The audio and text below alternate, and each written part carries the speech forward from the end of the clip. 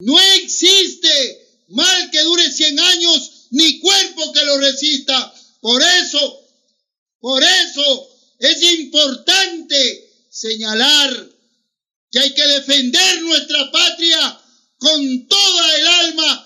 Hay que defender a nuestro Ecuador libre y eterno, porque la patria ni se compra ni se vende. Adelante, doctor Diego, que el pueblo ecuatoriano lo escucha.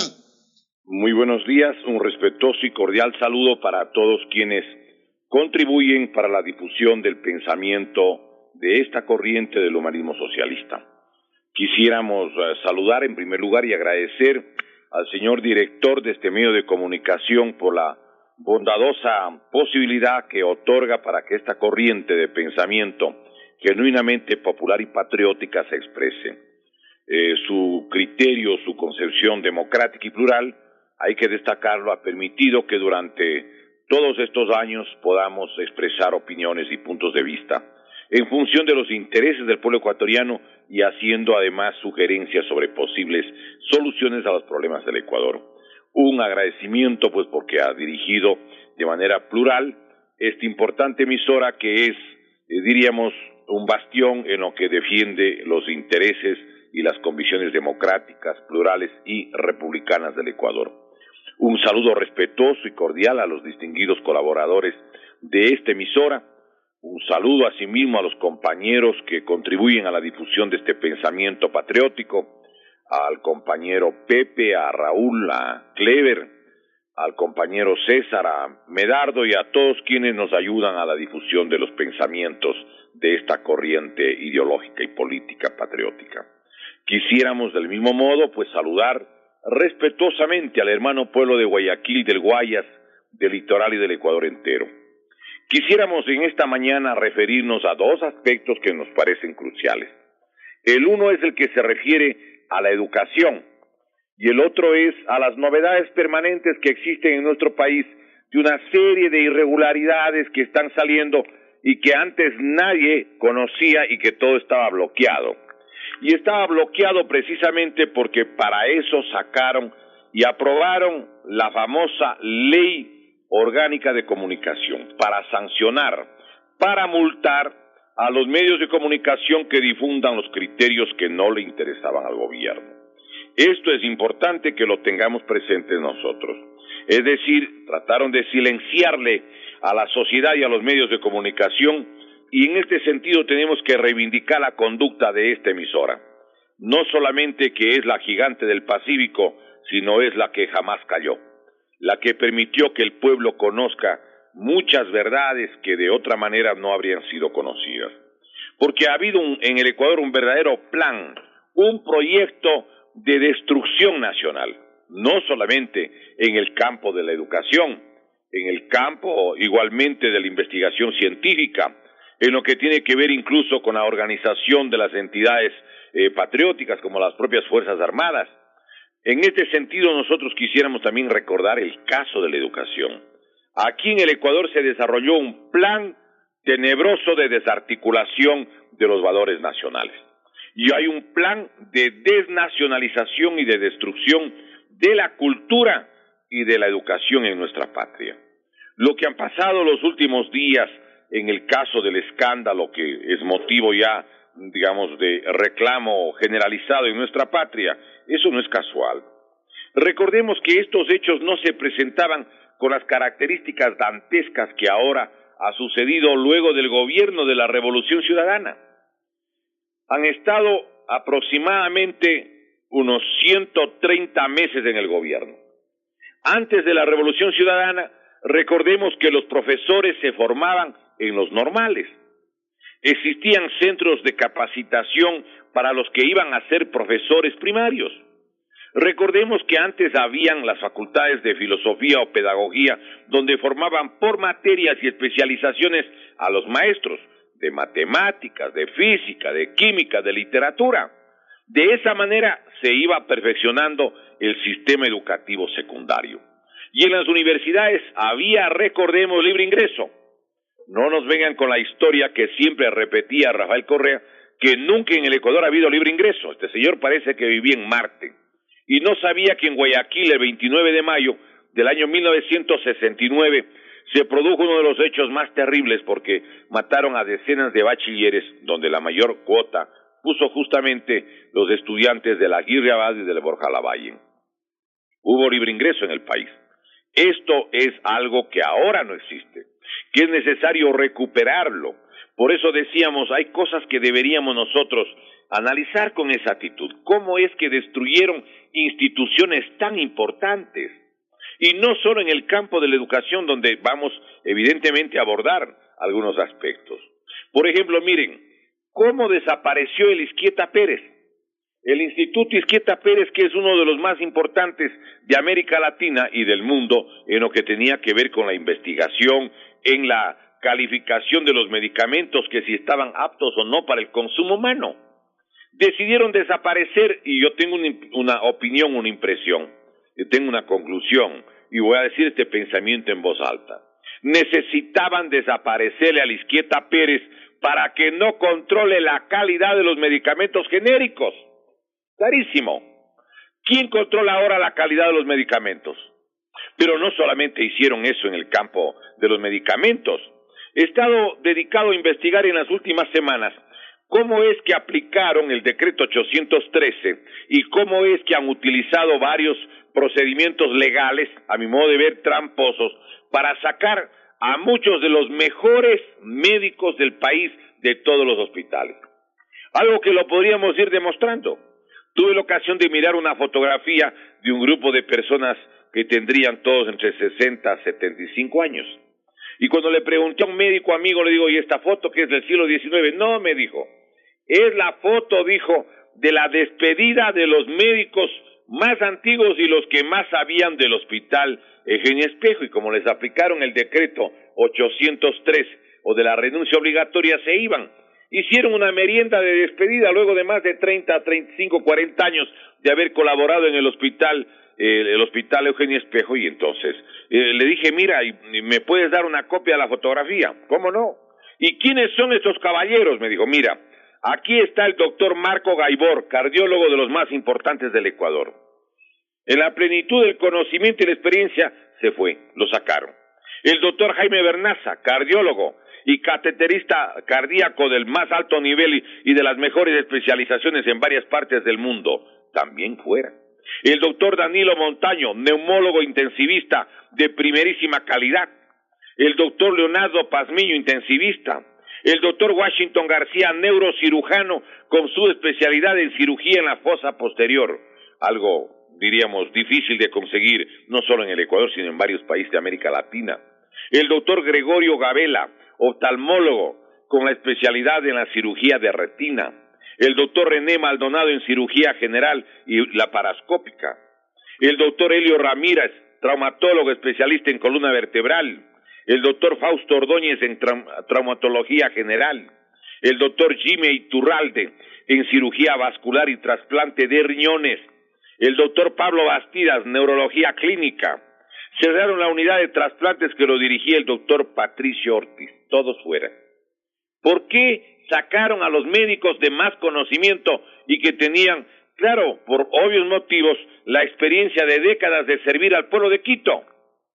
Porque si es que sacan a los médicos que más saben de los hospitales públicos, le están diciendo a la población, ¿quieres curarte? Tienes que irte a una clínica privada, a un hospital particular donde están los médicos que más saben. Miren, por lo tanto no es solo el Izquieta Pérez, no es solamente el caso de los hospitales públicos. Voy a dedicarme a la investigación de todo esto. Y creo que es imprescindible, y lo decimos a la conciencia nacional, resulta imprescindible intentar retornar a la actividad profesional a estos sabios de la medicina y a todos aquellos que han sido excluidos. Yo sería de la idea incluso que los compañeros que pasan en Guayaquil coordinen y tomen contacto con la gente del Izquieta Pérez. Yo creo que habría que reconstituir el Izquieta Pérez. Y si les dieron una bonificación para retirarlos, habría que plantear de que exista la posibilidad del descuento sin intereses de esos montos, a lo mejor al 10-15% de la remuneración. Y el resto, obviamente, están trabajando, tienen derecho a a recuperar los espacios, porque con su conocimiento y su sabiduría deben atenderle al pueblo de Guayaquil y al pueblo del Ecuador. Y no solamente pues en el caso de la medicina, también creo que hay que hacer eso en el campo de la educación. Miren, yo entiendo que se han ido como 70,000 profesores de la primaria, de la secundaria y de las universidades, con la famosa Revolución Ciudadana. ¿Para qué sacaron a tanto profesor? Querían sacar a los profesores porque se formaron con una mentalidad patriótica, nacionalista, en establecimientos laicos. El gobierno de Correa y de la Revolución Ciudadana es el gobierno, desde mi punto de vista, de la globalización o la globocolonización. Ellos quieren conseguir una educación, digamos, absolutamente desnacionalizada. Por eso es que desaparecieron todos los normales en el año 2012. Hasta el año 2012, recordemos que funcionaba el Juan Montalvo de varones y el Manuela Cañizares de mujeres en Quito. Recordemos que en Guayaquil había el Rita Lecumberri y el Leonidas García. En el caso de Cuenca había el Manuel de Jesús Calle y el Ricardo Márquez Tapia. Había en Manabí el Eugenio Espejo, el Zoila Ugarte de Landívar en El Oro. Había asimismo una cantidad de normales en otras provincias. Ya no hay ni una, no hay normales. En vez de los normales, ¿qué hicieron? Formaron la UNAE, la Universidad Nacional del Estado, así le llaman. Y allí quienes están de maestros para formar a los futuros estudiantes, a los futuros maestros, diríamos, de las nuevas generaciones. Allí colocaron, recordemos, y esto es importante, ¿sí?, a 86 doctores, ¿sí?, de 20 países, ¿sí?, y eso lo publicó diario El Mercurio de Cuenca el jueves 8 de septiembre del 2016 en la página sexta. Allí se establece que estos 86 doctores son los encargados de formar, pero todos ellos extranjeros, encargados de formar a los futuros profesores primarios y secundarios. La mayoría entiendo que son españoles, estos PhDs, ¿sí?, de 20 países del mundo. Habría que preguntar, ¿qué sabrán pues estos caballeros, estos señores españoles, sobre Simón Bolívar, que en vida les pasó dando bala a todos los ibéricos? ¿Y qué sabrán del mariscal Antonio José de Sucre? ¿Qué idea tendrán de Abdón Calderón Garaycoa, si acaso han oído? Como alguna vez lo decíamos, ¿tendrán alguna impresión de qué calidad de desodorante es Huayna-Cápago, o Rumiñahui, o Atabalipa, o Atahualpa? ¿Pensarán que es alguna marca de Bacerola, Quisquis, Calicuchima, o cualquier dirigente popular? ¿De quién supondrán que es Fernando Daquilema?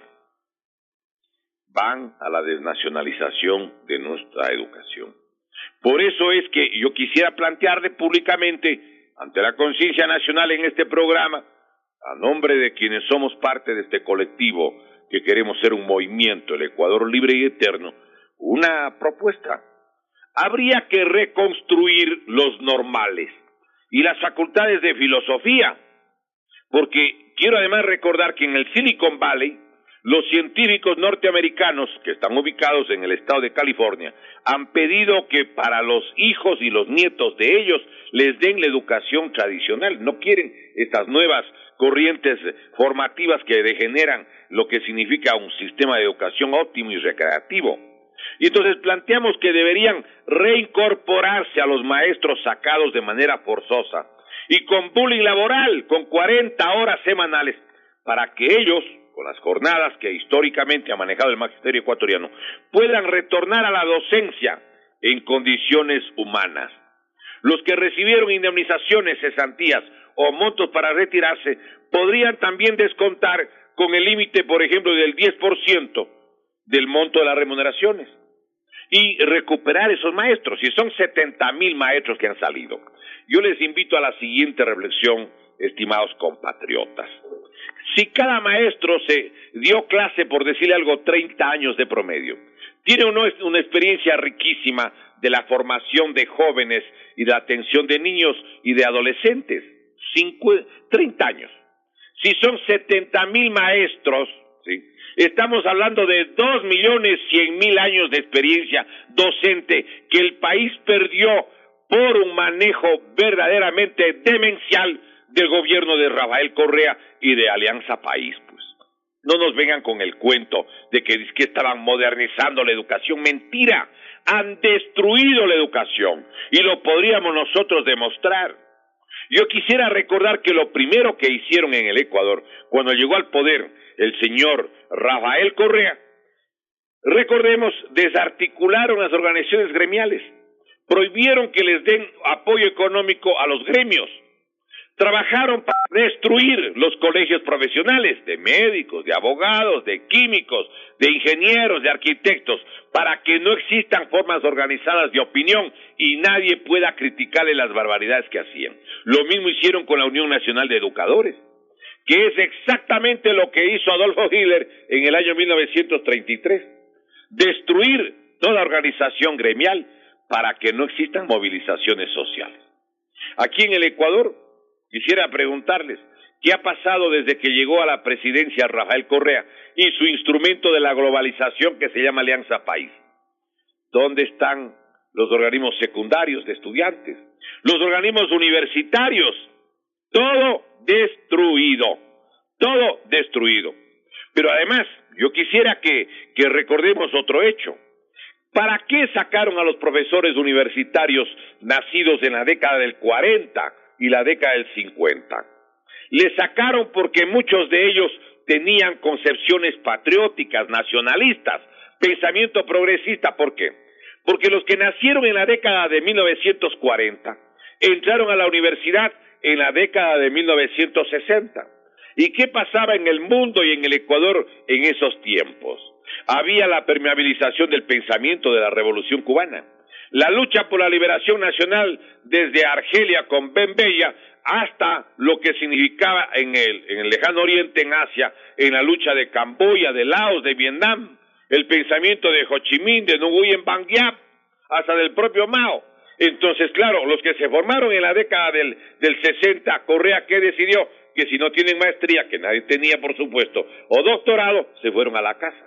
Y los que nacimos o nacieron en la década del 50, quiero recordar, esta gente, nosotros nos formamos en la lucha en las calles, pues, en la lucha contra los abusos de la dictadura, y también teníamos un pensamiento progresista. Al sacar a todos los que nacieron en la década del 40 y del 50, estaban haciendo una depuración ideológica. Y en la depuración ideológica trabajó Correa con el grupo que obviamente sigue los lineamientos del nuevo orden mundial o de la globocolonización. Y nos sacaron, claro. ¿Cómo podíamos tener nosotros PhD o doctorado? Primero, eso cuesta, estas cartulinas, 30, 50, 100 mil, 200 mil dólares.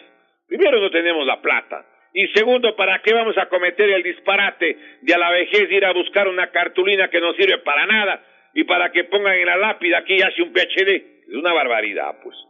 Pero eso era Correa, eso era y es Alianza País. Yo creo entonces que aquí este proyecto del fascismo del siglo XXI tiene que ser desenmascarado.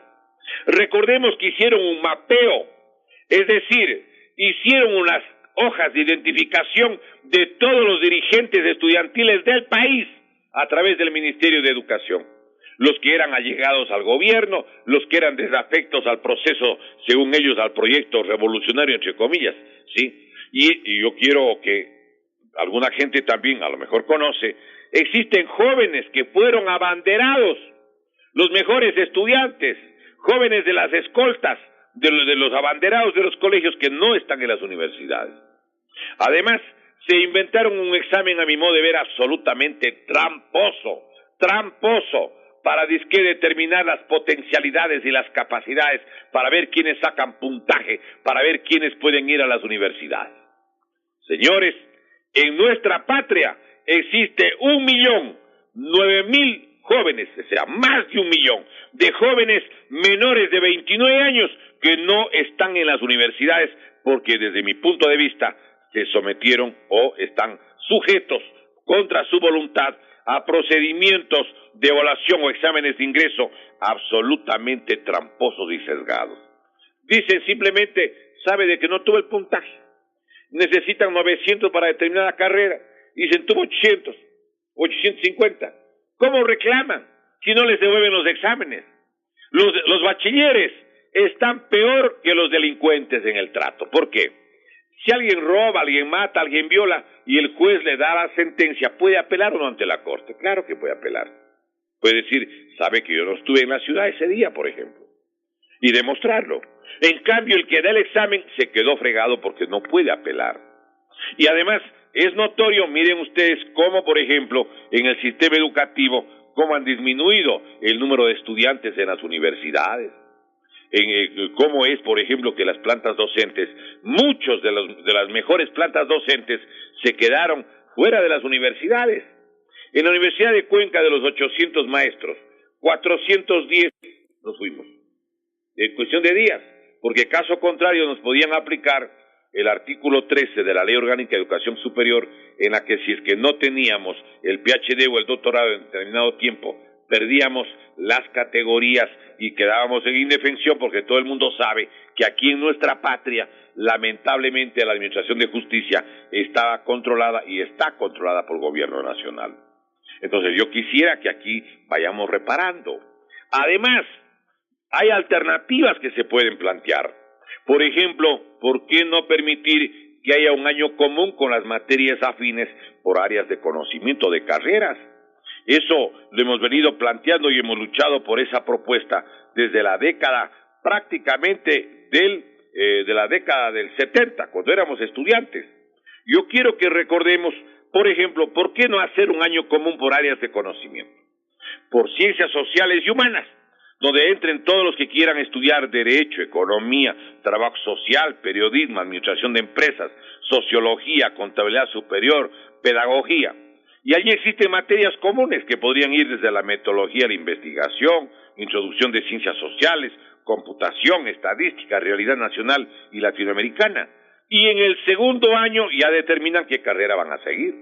En ciencias técnicas igual, un año común, ¿sí?, en la que se va a estudiar, por ejemplo, la naturaleza al servicio del hombre. Ahí estarían las ingenierías, ingeniería civil, ingeniería eléctrica, allí estaría química, estaría arquitectura, geología, minas y petróleos, y tendría un año común, y allí habría pues materias comunes, obviamente, matemáticas, física, química, geometría, metodología de la investigación, computación, realidad nacional y de América Latina o del mundo contemporáneo. Y en el segundo año, las mejores notas del año van a seguir la carrera que ellos hayan decidido. Se podría hacer lo mismo, por ejemplo, en el campo de las ciencias de la salud humana, que abarcaría medicina, odontología, enfermería, tecnología médica, entre otras. Y hay materias comunes, pues, anatomía, biología, fisiología, bioquímica o química orgánica, metodología de la investigación, estadística y computación. Esta modalidad del año básico supondría que en vez del examen de admisión de 2 horas sesgada a la aventura, pues sencillamente tendrían el estudio del año común, pues, y los mejores estudiantes van al segundo año de la carrera que escojan, porque además desde el punto de vista vocacional, recordemos que a veces existe, no diríamos el prejuicio, pero la predisposición. Por ejemplo, gente bien humilde, le gusta ciencias sociales y los papás dicen, ojalá mi hijito sea profesorcito, o le gusta ciencias médicas, que mi hijita sea enfermerita. Pero si van al año común y tienen mejores notas que los que quieren ser abogados o economistas, siguen la carrera que quieran. Y si alguien quiere ser enfermerita, pero tiene mejores notas que los que quieren ser médicos, va a medicina, pues sin problema. Y también habría que crear el área de la ciencia de la naturaleza, con la especialidad en la flora y la fauna. Habría, por ejemplo, todo lo que es agronomía, veterinaria, zootecnia, las ciencias del mar, y allí existe química orgánica, ecología, metodología de la investigación, computación, realidad nacional. Es decir, ¿hay alternativas? Claro que hay alternativas, pero se requiere una voluntad política. ¿Por qué no existe la voluntad política? Porque Correa encarna precisamente la destrucción del sistema educativo, la desnacionalización. Dígame a ver si es que es cierto o estoy mintiendo. Han retirado o no materias como, por ejemplo, realidad nacional. En el curso de las universidades, incluso habían en muchas carreras sociología, realidad nacional, problemas del mundo contemporáneo. Y ahora han sacado esas materias. ¿Por qué sacan esas materias?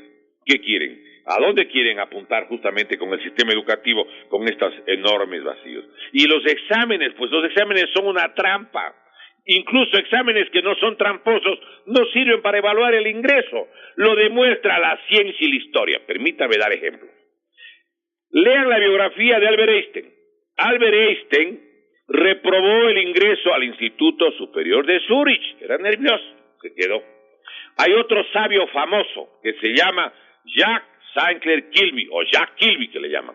Le llaman también el Tomás Alva Edison de Texas o el Tomás Alva Edison del siglo XX. Él fue el que descubrió el chip que hoy se usa en las computadoras y en todo lado. Este caballero 2 veces intentó ingresar al Instituto Tecnológico de Massachusetts, al ITM en Boston. La primera vez, después de 10 meses de dedicación a formarse para el examen, fue y reprobó.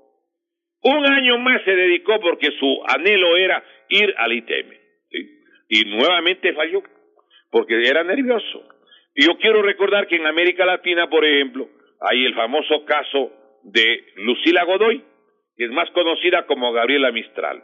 Ella era de apellido Godoy, de apellido de gente pobre o de los rotos en Chile, de la gente que tiene la ropa con remiendo. Y le quitaron el cupo para darle a gente de una familia disque mejor ubicada en escala social. ¿Por qué hicieron eso? Porque obviamente, ¿sí?, no podían dejarle sin cupo a alguien de un estrato familiar o estrato social, diríamos, de mayores conexiones. Una de las razones por la que Lucila Godoy se cambió de nombre para publicar sus trabajos fue justamente este precedente. Por eso se llamó luego Gabriela Mistral, que es el nombre que hoy el mundo entero conoce. Pero yo quisiera recordar que estas políticas elitistas ya las mantuvo Correa desde cuando llegó a la presidencia. En una de las primeras intervenciones dijo que cómo puede ser que en la universidad entre todo el mundo, que eso es imposible. Allí solamente podían estar los más inteligentes, los más capaces, los mejores dotados, supongo que quería decir de la naturaleza. Y me recordaba lo que decía Adolfo Hitler. Él decía sobre el pueblo eslavo, lo que es Yugoslavia, lo que es Rusia, que a los eslavos había que enseñarles a leer y escribir, y que la capital del mundo es Berlín. Miren ustedes, aquí algo parecido. Y quiero recordar cómo es que redujeron, igualmente como pasó en el Tercer Reich, en el gobierno del Führer, de Adolfo Hitler. Hay un libro que se llama El Archivo Hitler, de Patrick Delaforge, entiendo que es francés. Él recuerda cómo en los 5 primeros años del gobierno de Hitler se despidió a cerca de 3,000 profesores e instructores de las universidades alemanas, la 1/4 parte del total de la época. La inscripción en la universidad en Alemania, en el Tercer Reich, se estableció también por cupos, asimismo como han venido intentando institucionalizar en el Ecuador. Redujeron en 6 años la población de 127,920 alumnos a 58,325. Y no solo eso, en los institutos de tecnología el número de científicos, ingenieros y técnicos cayó de 20,474 a 9,554. La Universidad de Berlín, con el nuevo rector, pronto establecería 5 nuevos cursos de lo que llamaron la ciencia racial. Aquí en el Ecuador llaman el buen vivir, lo llaman ciencia racial, pero es evidentemente todo sesgado. Miren lo que han hecho con nuestra educación. Existen o no vacíos en matemáticas, en física, en química. ¿Qué les importa de que no tengan formación? Yo he tenido ocasión, dando clase en la Politécnica Nacional, a veces, por ejemplo, de preguntar a estudiantes que vienen de ciertos colegios y si conocían, por ejemplo, el álgebra de Baldoro González Mancil. Y algunos me han dicho que no. ¿Qué tipo de educación está recibiendo? Pero ahora ha habido un escándalo muy grave, tremendo escándalo, sobre los abusos a los niños. Y realmente uno tiene que ponerse a pensar y a reflexionar. Cuando había una organización gremial con maestros formados en normales, ¿sí?, no pasaba estos hechos tan graves. 100 niños violados en un establecimiento. Hágame el favor. En Guayaquil, 85 en Quito. ¿Cómo pudo pasar esto? Y ahora, en los últimos años. Y recuerden ustedes que en las escuelas del Milenio, por ejemplo, pueden estar niños de 3, 4 años hasta jóvenes de 17 años. ¿Qué estaban haciendo en nuestra patria? Experimentando. Yo quisiera recordar lo que dice uno de los columnistas del diario del diario La Hora de la ciudad de Quito el viernes 20 de octubre del 2017. Se llama Clever Mantilla Cisneros. En la parte pertinente sobre esta situación que ha pasado en Guayaquil y Quito sobre todo, reflexiona y dice lo siguiente: el problema se viene cuando el cataclismo correísta reviente hasta con lo inimaginable. El fraude y descomposición de la educación están a la vista. 100 niños violados en Guayaquil y 85 en Quito por profesores de la famosa Revolución Ciudadana, pregunta. ¿A qué autoridad se le ocurre colocar rectores de colegios que inscriban como docentes a sus guardaespaldas y la tropa delictiva de su barrio? ¿Quién responde por violaciones de niños y adolescentes a causa de la implementación de una política de unificación de masa solicitada por un caudillo? ¿No es cierto acaso que el uso de drogas se multiplica mientras las leyes para el consumo aumentan? ¿No es el Estado y el gobierno el responsable de enviar millares de jóvenes a la desocupación y de tener el libre ingreso a las universidades? Se pregunta. Doy la fuente, viernes 20 de octubre del 2017, página A4 del diario La Hora de la ciudad de Quito. Pero además, yo quisiera que recordemos una cantidad de cosas complementarias que han pasado, pues. Es decir, en el sistema educativo de nuestra patria, recordemos cómo, porque esto no es además solo en el Ecuador, pues. Estas políticas de exclusión se vienen manejando en toda América Latina. Recordemos que tienen la idea de que la gente que son profesores, son maestros primarios o secundarios, son precisamente gente de extracción humilde, y que como es gente humilde y de hogares pobres, ellos se forman para ser profesores de niños e hijos de hogares pobres y humildes. Y ellos creen que supuestamente ellos son el embrión de pensamiento rebelde y contestatario. Y por eso a nivel mundial y a nivel de América Latina han decidido ir anulando los normales. En México recordemos como, por ejemplo, hay estados, porque México es un estado federal, como el de Guerrero, el de Chihuahua y el de Chiapas, en la que por turno iban poco a poco desapareciendo los normales. Como hubo la reacción, la respuesta de los normalistas en el estado de Guerrero, recordemos lo que sucedió en Ayotzinapa, ¿se acuerdan?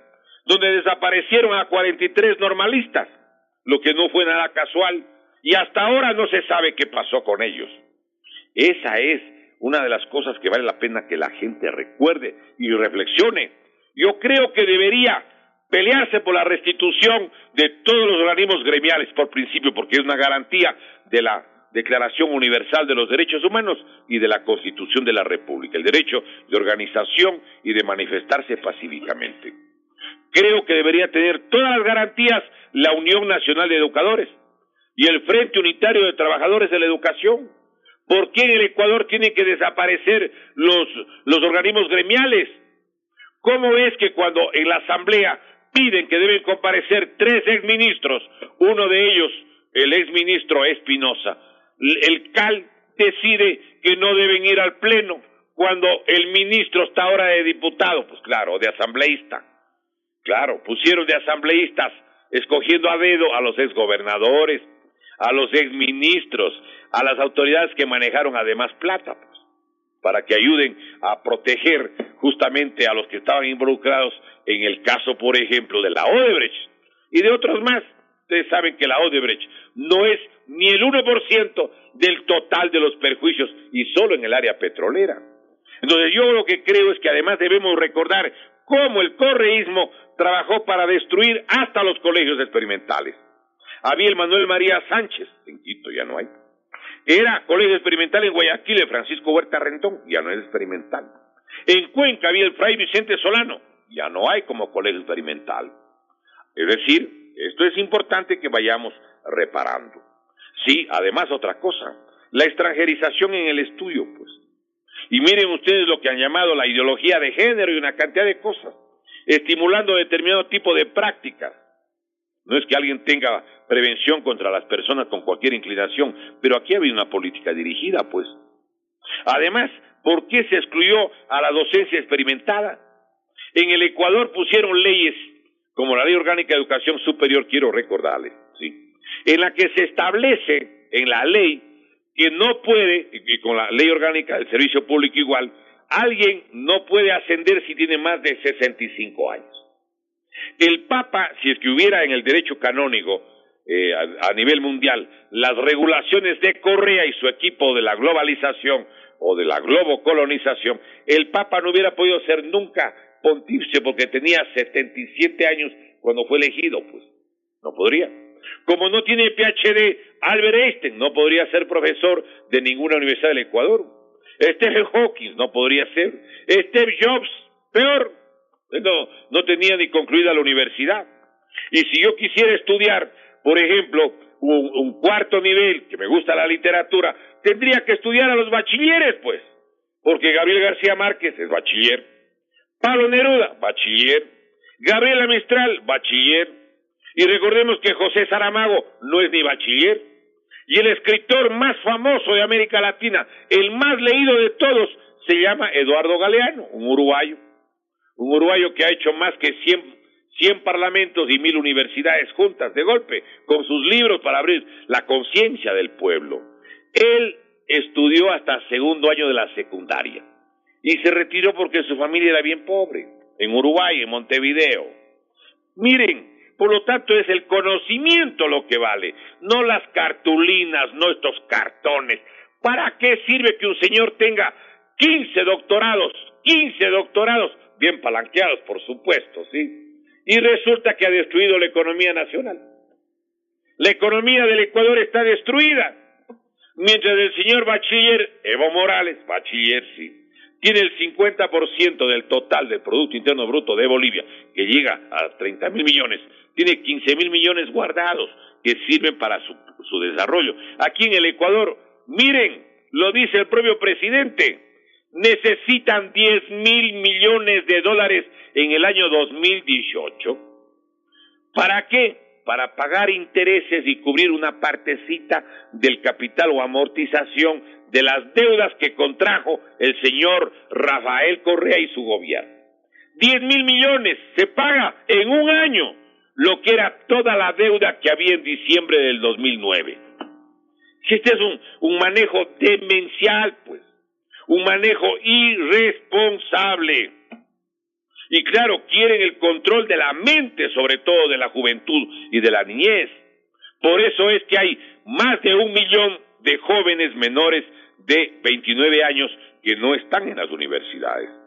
Yo quiero además recordar algo, cómo hicieron que, por ejemplo, los profesores de la primaria y la secundaria tengan que irse forzadamente, mientras en los discursos se llenaba la boca diciendo que el sistema educativo de Finlandia es el mejor. En el sistema educativo de Finlandia, quiero recordar, los profesores tienen 22 horas de clase. Aquí en el Ecuador con el instituto, recordemos, ¿sí? En el caso del Ecuador son 40 horas con la ley orgánica de educación intercultural y con su reglamento. Pusieron 40 horas, mientras son 22 en el caso de Finlandia. Los niños en Finlandia tienen 5 horas al día. Pero han descubierto en Finlandia que algo que desarrolla mucho el coeficiente intelectual es el arte, es la música, es la pintura, es la escultura, es la poesía.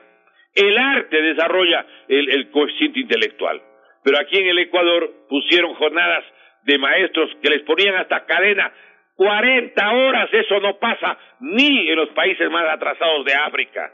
Y venía a llenarse la boca aquí, dando disque cátedra en las sabatinas, este caballero que solamente leía lo que le daban redactando un equipo de profesionales que justamente le preparaban los textos para que él lea en el teleprompter, un vidrio que no se ve desde precisamente los espectadores. Por eso siempre, cuando habían las sabatinas, había un semicírculo de unos 15, 20, 30 metros para que nadie se acerque a la mesa y que nadie esté al lado de las personas que estaban en la mesa directiva. ¿Por qué? Porque podían leer los textos que estaba leyendo el señor Correa. Así de simple, porque para engañar hicieron todo esto. Pero nosotros quisiéramos, porque hoy tenemos que evidentemente, vale la pena señalar, ¿sí? Entiendo que hay un partido de fútbol muy importante a las 10:30. Entiendo que juega Barcelona con el Nacional por la revancha. El otro día pues le ganó el Nacional 2-1 en Guayaquil y hoy tienen la revancha. Pero como habíamos hecho un planteamiento, nosotros quisiéramos en otro momento referirnos a las propuestas que le formulamos al presidente Lenín Moreno el 25 de septiembre del 2017, donde le planteamos que la educación oficial, ¿sí?, que es laica y que debe ser gratuita en todos los niveles, tenga los textos que tenía la Constitución de 1978. Y se le pregunte al pueblo, ¿está usted de acuerdo que se incorporen en forma directa e inmediata los siguientes artículos al texto de la Constitución, sí o no? Artículo 1. La educación oficial es laica y gratuita en todos los niveles. Es decir, que no pase como ahora. El cuarto nivel necesita que alguien que quiera estudiar tiene que obtener 10,000, 12,000, 15,000 dólares. Entonces, imagínense, el que no tiene plata no tiene cuarto nivel. Que la educación se inspire en principios de nacionalidad, democracia y justicia social, paz, defensa de los derechos humanos y que estará abierta a todas las corrientes del pensamiento universal. Otro, el inciso 7 del artículo 40 de la Constitución de 1978 decía que el Estado garantiza el acceso a la educación de todos sus habitantes sin discriminación alguna. Libre ingreso de los jóvenes a las universidades. Libre ingreso. ¿Y para qué sirve que algunos hayan ido a la universidad si se vuelven cada vez más lentos? Pues vean ustedes cómo ha destruido la economía nacional el señor Correa. Igualmente, que en el caso de las universidades existan las garantías que provienen de la reforma de Córdoba de 1918, el cogobierno, el que exista la autonomía universitaria, la libertad de cátedra y un artículo para evitar tanta trampa que solo pueden ser profesores los que tengan PhD y que tengan vínculos con el partido de gobierno, que para ser elegido rector, vicerrector, decanos, directores de escuela o cualquier autoridad universitaria de la parte docente no existirán discriminaciones de ningún género y solo se exigirá haber laborado, ¿sí?, como profesor principal por el lapso de 10 años. Ya no más trampas. ¿Hasta cuándo quieren hacer trampa en el sistema educativo? Pero yo quisiera abordar, porque así lo planteamos, hay algunos temas que es necesario señalar porque todos los días ahora se están descubriendo novedades. Por ejemplo, imagínense ustedes, y mucha gente no lo conocía, sale la información en Diario El Universo del domingo 15 de octubre, y luego lo estuvimos ahí revisando y encontramos información como la siguiente. Voy a darles 2 datos del Diario El Universo. La plataforma financiera que está al norte de Quito y que dijeron que ha valido 225 millones. ¿Saben cuánto tenía el costo inicial? En base a los documentos, 79 millones. Y de 79 millones acabaron pagando 225 millones con crédito chino y construyó la empresa china Camp Engineering. Desde 79 a 225 millones. Hágame el favor. Más de 140 millones de diferencia cuando solo costaba 79 millones. ¿Eso cómo podríamos denominar? ¿Creen que no es eso robo? Pero ¿quién fiscaliza si la gente de Correa controla todo? Voy a darles otro dato, miren ustedes. Resulta que el Banco Industrial y Comercial de la China, IC-BC, le presta al Ecuador 970 millones para que el Ecuador le pague a través de la producción petrolera. Pero acontece que el documento se extravía, se pierde, no está en los archivos de Petroecuador y tiene que ir el nuevo gerente de Petroecuador a la fiscalía para que averigüe quién tiene el documento en la que el Ecuador se compromete a pagar en petróleo 970 millones. ¿Dónde está publicado? Para que no le molesten a este importante medio de comunicación, Diario El Universo del domingo 15 de octubre del 2017 en la segunda página. ¿Qué les parece? Se desaparece un contratito de 970 millones y un edificio que valía 79 dicen que ha costado 225 y que además quiero recordar, el día de la inauguración se llenó de agua a los 4 pisos del subsuelo, ¿sí? Creo que querían hacer prácticas de submarinismo, pero bueno, en todo caso vale la pena que la gente sepa. Otro dato, ustedes saben que entregaron la famosa mina Fruta del Norte, que es la mina de oro de las más importantes del mundo. En todo el mundo sacan un promedio de 1 gramo por tonelada de material removido. En esta mina sacan 10 gramos y le dio el gobierno 870 kilómetros a la compañía Lundin Gold. Y estos fueron y firmaron el documento, recordemos, firmaron en la vicepresidencia de la República en enero del 2016, ¿sí? A la Lundin Gold. Dijeron que iba a, que esta empresa le iba a obtener qué cantidad de plata, porque hay 9.8 millones de onzas de oro y hay 15 millones en cambio de onzas de plata. Este volumen representa no menos de 10.700 millones de dólares, considerando los precios actuales, y así lo publicó El Comercio el viernes 15 de enero del 2016 en la página 7ª, segunda columna. Pero esta concesión, sí, que significa 860 kilómetros cuadrados de selva virgen al este del río Nangaritza, como publica El Expreso del domingo 15 de octubre del 2017 en la página 6, y que tiene una de las mayores riquezas, resulta que sí saben cuánto le va a dar al Ecuador. De los 10.700 millones, le va a dar 938. No llega ni a 1.000 millones. No llega ni a la 10ª parte, y a pesar que en el contrato dicen que solo, de la ley, dicen que por regalías le darán el 5%. Y el señor presidente ejecutivo de la Lundin Gold, el señor Ron Hochstein, dice que usaremos muy poca agua fresca. La mayor parte del agua usaremos será agua de la lluvia. ¿Qué les parece? No sé en qué parte del mundo se puedan hacer este tipo de actividades, pero yo quiero además darles un dato, porque tanto que hablaba que el hombre está sobre el capital y no sé cuántas cosas. El diario Expreso de Guayaquil, el domingo 15 de octubre del 2017, en la página 6, da cuenta de cuál es esta empresa Lundin Gold, que tiene en el Ecuador la antigua concesión de la Aurelian Resources, y así también se llama en el Ecuador.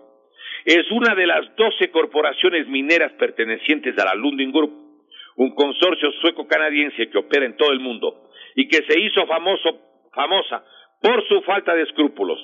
En los años 90, las Naciones Unidas lo incluyó en su lista negra de empresas transnacionales por las escandalosas operaciones que hacía en África. Sobre la Lundin, dice esta crónica que elaboró el periodista Roberto Aguilar y que está en la página 6 del Expreso del domingo 15 de octubre del 2017. Allí se señala que entre las acusaciones están violación de derechos humanos, devastación de la naturaleza, corrupción, financiamiento de guerras tribales, colaboración con gobiernos sanguinarios como los de Mugabe, Mobutu, Al-Assad, acciones inescrupulosas en el Congo, Sudán del Sur y Sudáfrica, en la época del apartheid. En América Latina cumplió durante 15 años todas las normas sobre el uso de agua fresca en la operación de la mina de cobre. Incumplió 15 años, en la Candelaria, en Chile. Sin embargo, aquí en el Ecuador le abre las puertas el presidente Correa y lo convierte en la empresa que va a sacar justamente el oro y la plata de nuestro país. Y de los 10.700 dice que le van a dar a nuestro país 986 millones. Miren, pero hay otros datos que queremos en esta mañana igualmente hacer relación. Miren, cosas como las siguientes, no podemos dejar de tocar. Hay una entrevista que le publican a la señora Lucía Fernández, que es presidenta de la Cámara de Comercio de Manta. Esta dama dio la entrevista en Diario Expreso el domingo 24 de septiembre del año 2017 en la página 3 en el Diario El Expreso. Y allí dice, y se queja de que los manavitas no sabemos dónde fue a parar tanta plata. ¿Se acuerdan que los manavitas dijeron que se permita que, entre los que manejaban el dinero, o que se permita un observatorio de los manavitas? No permitieron. ahora resulta que la plata ya no ha sido posible ni siquiera saber, ¿sí? No se sabe qué han hecho con la plata. En el aeropuerto, que dice ella, es una burla, es denigrarnos como manavitas, es una carpa de gitanos, se queja de las condiciones de salubridad y que no tiene ningún beneficio. Dice, personalmente le entregué al vicepresidente de la República una carpeta para el puerto de aguas profundas en Jaramijó. El Citigroup daba 2.200 millones de dólares para construir. Pero no solo eso, le voy a dar un dato que se van a quedar ustedes impresionados. Resulta que le dieron a la compañía chilena el control del puerto de Manta por 40 años, a la compañía Agunza. Y la compañía Agunza se compromete a invertir 170 millones de dólares en 40 años. Pero en 5 años de recaudación del puerto de Manta, resulta que con las cantidades, entiendo que son las actuales, obtendría 70 millones en 5 años. En 10 años son 140. 4 veces 140, que es 40 años, estamos hablando de 560 millones de dólares, y ellos se comprometen a invertir 170. Una diferencia más o menos de 390 millones de dólares. ¿Qué les parece? Tiene toda razón esta dama para quejarse de lo que está pasando en la provincia de Manabí. Pero como hay poquísimo tiempo, no quisiéramos dejar de tocar otros aspectos como los siguientes. Ya le entregaron el puerto de Pozorja, ¿sí?, a la compañía del famoso jeque Ahmed bin Sulayem, ¿sí? Lo que es de todos los ecuatorianos va a manejar este caballero 50 años, que es además la empresa socia de la Odebrecht en el control de algunos puertos de Brasil. La revista Vistazo número 1202 del 22 de septiembre del 2017, en la página 46, señala que entre lo más importante que tiene las exoneraciones o las ventajas que le dan a la empresa justamente DP World del sultán de Dubái, de los Emiratos Árabes Unidos, dice, abro comillas, la más importante es la exoneración del pago del impuesto a la renta durante 10 años. Para tener una idea de los montos que el Estado dejaría de recibir, el SRI nos revela que en la última década, la otra empresa, la que estaba operando el Puerto Nuevo, que ahora está en Guayaquil, el Cotecom, ¿sí?, ha pagado 57 millones de dólares por este concepto. Pero a la compañía de Ahmed bin Sulayem, cero, ni un centavo de impuesto a la renta. Otro impuesto que no tendrá que pagar la DP World de Pozorja es la salida de divisas, ni la importación de bienes para el desarrollo del proyecto, ni la entrega de utilidades a los socios extranjeros, ni los pagos a los financistas. Claro, en esta empresa, vale la pena recordar, es socia la señora Isabel Novoa Pontón, vale la pena de pasito tocar. Hay otros hechos que quisiéramos igualmente referirnos. Miren ustedes, resulta que nosotros alguna vez dimos información por los datos de la Subgerencia de Comercio Exterior de Petroecuador. Eran 281 millones que estaba vendido hasta el año 2024. No ha sido eso.